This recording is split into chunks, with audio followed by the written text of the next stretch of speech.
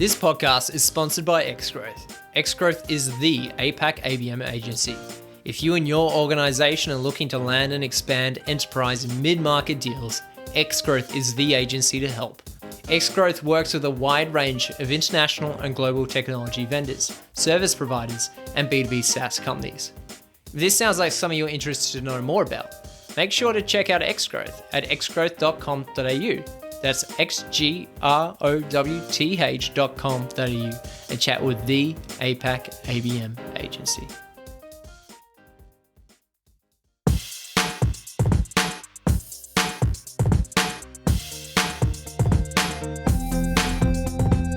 What's up, marketers, and welcome to another episode of the Growth Colony podcast.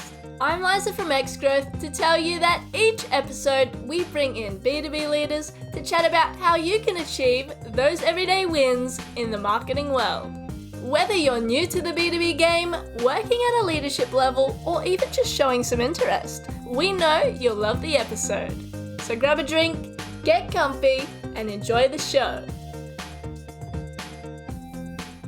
Hello, everyone. Welcome to another episode. I'm Shaheen Hoda with xGrowth, and today I'm talking to Robert Norum, independent ABM consultant and trainer, about the challenges of running ABM pilot programs and what organizations and B2B marketers can explore instead for better results. On that note, let's dive in. Robert, thank you very much for coming on the podcast. My pleasure, Shaheen. Thanks for having me. No, it's great to have you on the podcast, and I think it's been due for a while. So great to have this conversation and this chat. And I think let's dive right in from the beginning and talk about ABM pilots. Right? You're not a big fan of ABM pilots, and I think what I want to explore here is the why. Like, what do you see? Where do you see some of the challenges with pilot programs, and what your thoughts are on that front? Yeah, it's a great question, Shaheen.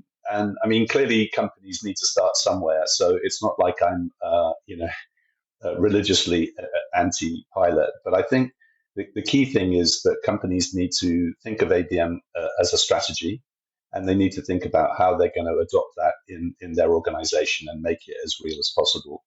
And my concern with pilots is very often they end up being a greenhouse experiment. It's like we'll take a couple of accounts and we'll try a one-to-one pilot. And I think Shaheen, from your own experience, that a one-to-one pilot can take a while, right? It can take 2 to 3 months to get the program up and running and in market. It can take another 2 to 3 months before you see any serious traction. And if you are just looking at a couple of one-to-one accounts, it could take you 6 to 12 months before you land anything. And there is a serious danger that I think people will just run out of steam, that they start with the pilot with the best will in the world. Then because they don't see the results quickly enough, they fade. Now, obviously, I'm taking the top of the pyramid, if you like, with one-to-one. You could start with a one-to-many play, you could start with a one-to-few play, but I still think that actually what you want the business to do is to recognize that taking an account-based strategy is the way forward, and then think of the most intelligent way to apply that through the organization. I think with pilots, the tendency is, all your eggs are in a couple of baskets, if you like, and you're not engaging the whole organization, and it's not seen as a different way of doing business. It's kind of seen as an experiment. Got it. Yeah, I totally understand what you mean by, it takes a long time. It takes a while to get results, and there are challenges that comes with that from an organizational perspective. What in your opinion, is a good alternative, or what do you suggest instead organizations and B2B marketers kind of look at? Yeah, so before I dive into the latest model I've published, which is on full stack ABM, and I'll give you the kind of try and give you the verbal description of what is a visual model. Maybe we can make that available to your listeners as well. But essentially, I think there you go. So rather than seeing ABM as something we're gonna experiment with, we're gonna pilot, I think ABM is about marketeers having the confidence, if you like, to say this is a new and a different way of doing things. I think you need to clearly bring the business with you. So this is about creating a really clear definition of what ABM could and should mean for your organization. It's about selling it in, for want of a better phrase, but certainly engaging senior management at the top of the company to realize that actually looking after our most important accounts and prospects is really where the money is. It's about cascading that down into the sales organization to make sure that they're really bought in. And then it's about having a holistic approach to an ABM strategy, which isn't to say that you stop doing everything else overnight, but it is saying that actually this is going to be key to the way we do business moving forwards. And that is quite different, I think, to having, a little pilot running, in a greenhouse experiment down the corridor somewhere.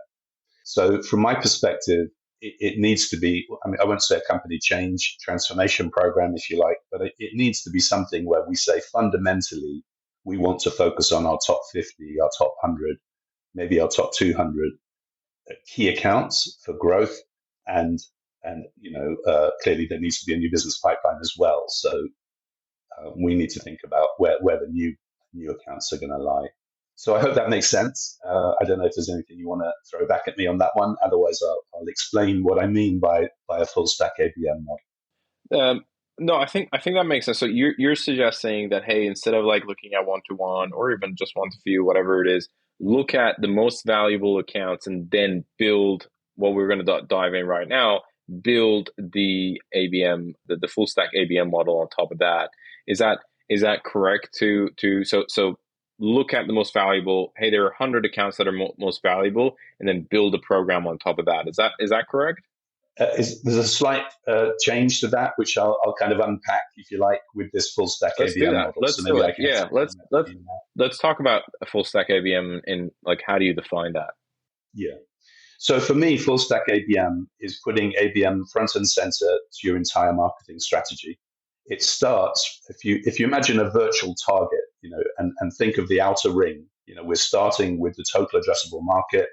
You've probably heard the acronyms TAM or SAM or SOM.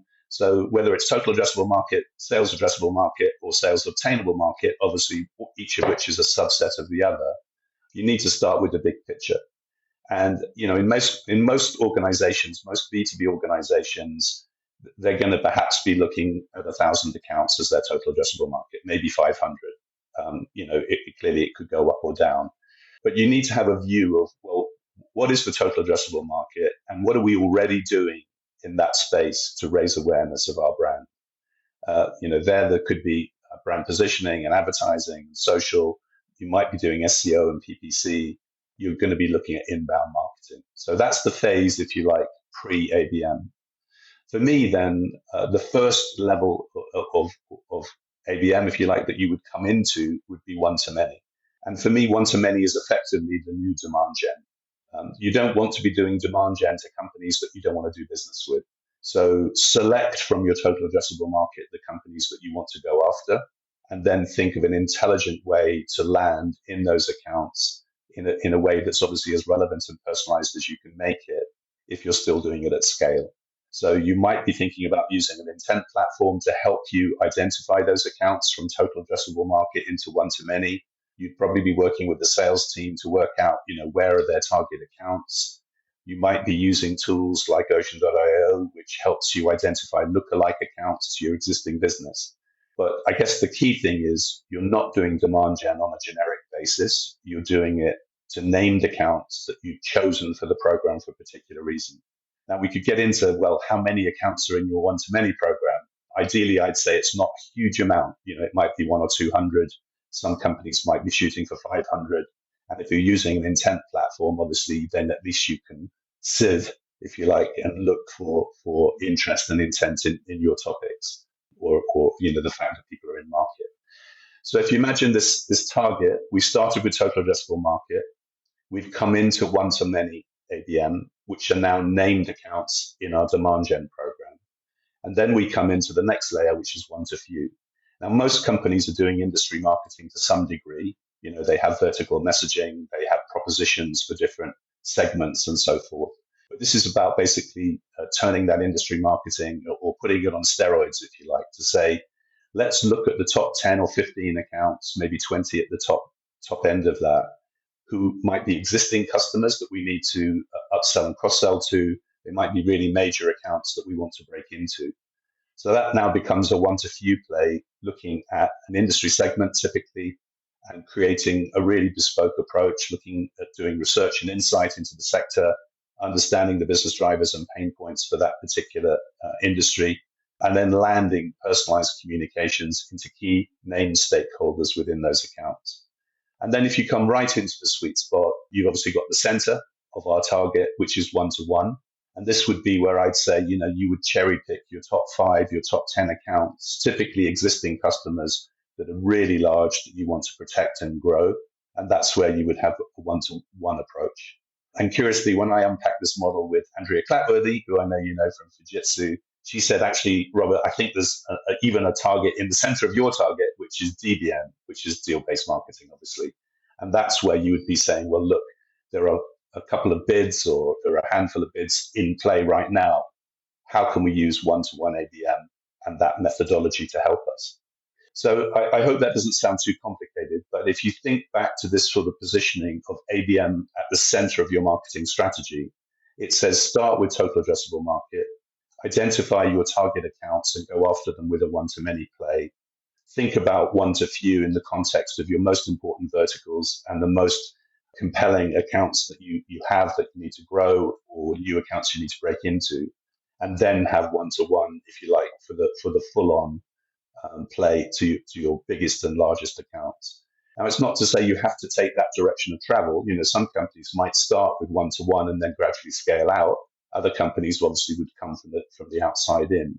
But the most important thing, I think, is actually making ABM central to your strategy and having the organization understand how everything fits together. And then I think you have, a really compelling foundation, if you like, for a successful ABM program that's embedded, by the way, right across the business. And, the whole sales organization need to understand this. Everybody working in marketing and customer success need to understand it. And they need to understand why which accounts are in which tier based around their relative potential, interest, importance, and so forth. Got it. I love that model. And there's there are a lot of interesting aspects to it, but maybe one question that I have is, summarizing, you talked about identify your TAM, go one to many, then one to few, and then one to one. Are there situations where you found that this would break down, or somebody might have to start with one to one or one to few, that the flow, the kind of like the waterfall flow might not work?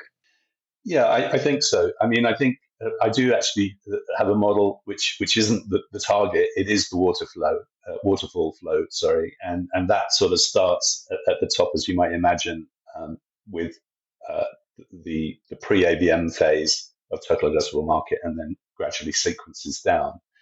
But I think the key thing here is, as we've said many times, you have to understand what ABM means to your organization and what's most important for you as a business. How is ABM going to support your business strategy? And that will then define, well, are we looking actually at 5 bids this year that will make or break the organization? Are we looking at 5 growth accounts that are absolutely mission critical? Are we looking at actually we need a whole bunch of new accounts to come in the top of the funnel that we can nurture over time? Are we trying to build out our industry segments, and are there some key accounts in there? And different companies are going to have answers that will be different. And of course, the whole point about ABM is to build it to be as appropriate and fit for purpose as possible. So I think, your strategy might be, we start with those 5 one-to-one accounts. And once we've got those in play, we think about the verticals. And once we've got those in play, we think about how we can scale to support the sales organization with leads, QLs and SQLs and all those 3 letter acronyms that perhaps are becoming a bit passé in an ABM context.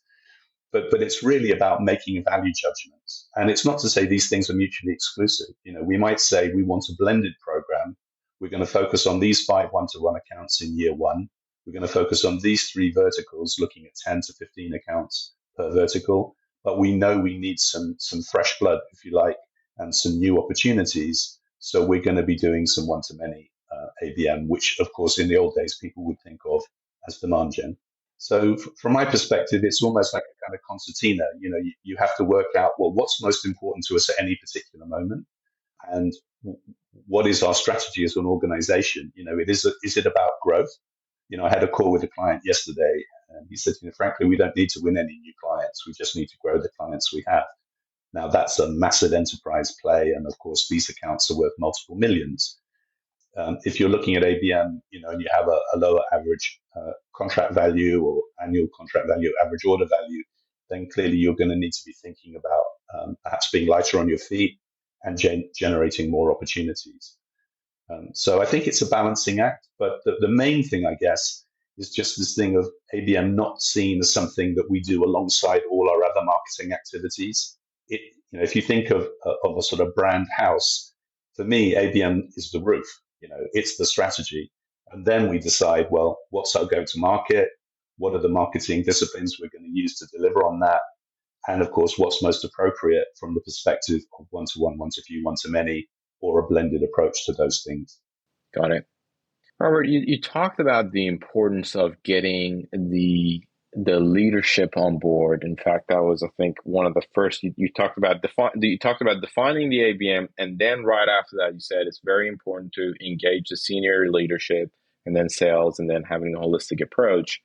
Sometimes marketers find that selling a pilot program internally is a lot easier. It's an experiment. It's a small project that we're going to be running.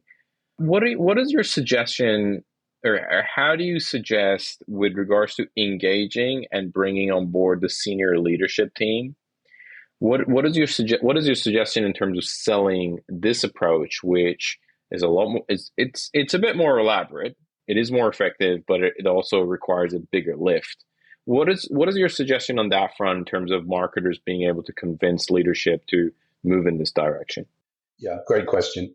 I mean, I definitely take your point that it's putting your head above the parapet, and it's saying, I've got something really interesting for the business. So in that sense, I think we need to have marketers who are really confident and who are feeling really bullish about the role of marketing.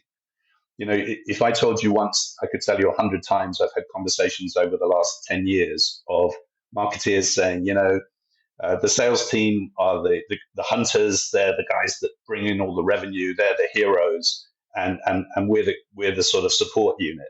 And quite often I find marketeers are, I wouldn't say demoralized, but certainly in a position where they feel they're in a supporting role. And very often, they're under the cosh to get us some leads, run an event. We need some corporate hospitality. They're kind of knee-jerk reactions, very often driven by sales, which I don't think really, if you like, give marketing the opportunity to have a strategic conversation about how marketing could and should be driving the business. So for me, this is about taking the messaging or the story, if you like, to the senior management team and saying, here's a new way of doing things. We need to think about taking an account-based approach. We don't need to be spending money on lots of things that generate lots of noise, but don't generate any business. We really need to focus on our most important accounts and prospects. And here's a way we can do that. Now let's think about how that sits within our organization and what our strategy should be. And then let's engage sales and let's explain to them, this is the new way of doing things. We're going to focus on the top 200, the top 500. We're going to focus on winning these 5 deals this year, etc.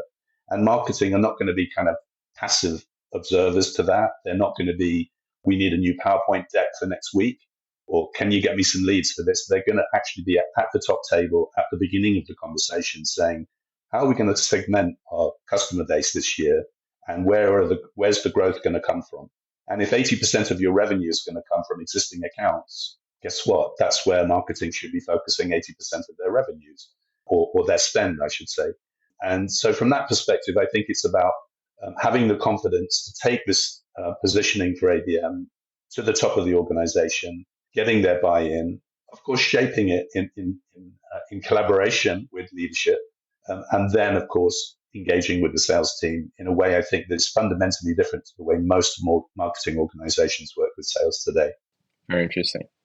One of the things that you hear in the startup land is if you're a marketing leader and you're working with a founder who doesn't understand marketing, you are going to have a really tough time, and you should quit and go somewhere that people understand marketing. With regards to, I want to basically get your thoughts on whether you think this applies to ABM as well, where a marketer who is working in an organization that might not get the account-based approach, do you think they are they're doomed regarding pursuing this initiative, or there is hope for them. You hear from organizations like Snowflake, where everything is accounts. Like from the very top, the conversation is about accounts, and therefore even the marketing has a much easier time to adopting an account-based approach. What are your thoughts regarding organizations that maybe don't get that concept of account-based? And do you reckon marketers should basically put their resignation in, which is a little bit tricky these days, especially market conditions? But what are your thoughts on that front? Yeah, I like the question. I mean, I think for me, obviously, I don't work in one of these organizations, so maybe I have an easier time of it. But I'm an evangelist for ABM, and I think if the marketeers believe in something, then their role is to evangelize that and the benefits of it in the organization. So if they believe taking an account-based approach and really looking at our total addressable market, looking at our most important industries, looking at our most important accounts is the way to go, then I think their role is to go and persuade the business that this is a good idea. So that's where I think, having the confidence, if you like, to go and have those really strategic conversations with the business leaders is important. I guess over time, if you find that people are just not listening to you, then maybe you do take a view of, am I going to reconsider my options? But hopefully by explaining that full stack of ABM approach, it's not a purist approach that says we want to do ABM and we're only going to do 5 one-to-one accounts this year. We're only going to do 10 one-to-one accounts. It's not a purist approach that says, we're going to do industry marketing, but we're only going to do it to 10 accounts. And it's not kind of saying, well, let's go and buy a piece of tech and get out there with some intent-based, digital comms. It's a blend of all of those. So it gives you quite a lot of room for maneuver, I think. The most important thing, and this is where I was coming from when I first published the model, is, it's a tough economy out there, and it's likely to be a tough economy for quite some time. And so what you want to be doing, I think, is making your marketing as effective as possible and removing wastage. And I know you've talked to Bev Burgess in one of these sessions, in the past. Most people who are in ABM will know that she's, a published author. She's written some great books. I know Bev pretty well. And she spoke at the B2B Marketing conference on ABM last year, back in November. And she showed this model where a company with 1,000 accounts turning over $1 billion, which I know sounds like a very large number, but working on the 80-20 rule, where 80% of your revenue comes from 20% of your accounts, you obviously have 2 tiers. But if you take that 20%, where 80% of your revenue is coming from, then on a fractal basis, it keeps applying. So you have another 80-20. So from those 200 accounts, which is the 20%, actually 40 accounts, which is your 20%, are going to generate 80% of the revenue in that model. And if you take the 40 accounts, actually 8 accounts are going to generate 80% of the revenue in that little model. You get to a point where of those 1,000 accounts, in the $1 billion company, actually 8 accounts are over half the revenue, and 40 accounts are generating 65% of the revenue. Now, that's a theory, it's a model, and it's an enterprise-based model, but it basically says, actually, if we're doing a show me the money piece, then most of the money is going to be coming from 50 to 100 accounts in an enterprise organization. So what are you doing to protect those accounts, grow those accounts, cross-sell and upsell to those accounts, and move them from being customers to being advocates for your business? That's a pretty serious task for marketing. Now, we still want some new accounts coming in, at the base of that pyramid, but at the top of the sales funnel. So we can't just turn off all lead gen. But I think this whole thing around demand gen, let's not do demand gen to a whole bunch of companies we never want to do business with anyway. It's just a waste of time, waste of money, waste of resources. And if we could say, outside of our existing customers, where this majority of the revenue is going to come from, where do we think the next 50 are, or the next 100? And let's focus all our attentions on winning those. Then that, for me, just makes total business sense. And I think most leaders would get that argument. So then I think it's beholden on marketing to go and have that discussion. And that's really where I'm coming from with this whole position. Love it. Love it. I think that's a great way of looking at it and thinking about it. Okay. Robert, one last question that I have is, what are some of the mistakes and pitfalls have you seen that marketers might fall into, or mistakes that they might make when implementing the full stack ABM model? Yeah, it's a good question. I mean, I think in the sense that I've been talking about the full stack ABM model now for 2 or 3 months maximum. So in that sense, I don't think I have too many people that have tried it and come up short. If I look at ABM more generally, I think where people come unstuck, and I hate to sound like a stuck record, but I think it's when marketing, buy into the concept of ABM, sell in a pilot. It all takes too long for anything to really happen. And the sales team lose interest.